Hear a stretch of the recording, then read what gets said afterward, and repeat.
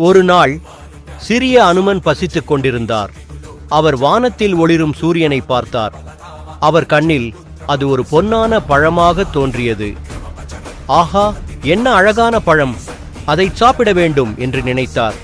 உடனே தாவினார். தாவியபடியே வானமே குலுங்கியது. தேவர்கள் எல்லோரும் அதிர்ச்சி அடைந்தனர். ஐயோ, இந்த குழந்தை சூரியனையே விழுங்கப் போகிறான் என்று ஓடினார்கள். சூரியன் பயந்து தேவர்களிடம் உதவி கேட்டார். அந்த சமயத்தில் இந்திரன் தனது வஜ்ராயுதத்தை எடுத்து அனுமனின் தாடையில் அடித்தான்.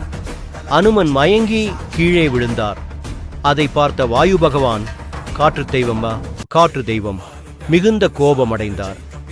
என் மகனுக்கு அநியாயம் நடந்தது என்று சொல்லி உலகின் காற்றையே இழுத்து கொண்டார். உலகமே மூச்சு திணறியது. உயிர்கள் அனைத்தும் துடிக்கத் தொடங்கின. அச்சமடைந்த தேவர்கள் உடனே வந்து மன்னிப்பு கேட்டனர்.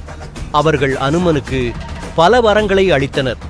எவரும் உன்னை கொல்ல முடியாது, நெருப்பு உன்னை எரிக்காது, நீரில் மூழ்காது, மலைக்குச் சமமான வலிமை உனக்கு உண்டு, அறிவிலும் வீரத்திலும் நீ சிறந்தவன்.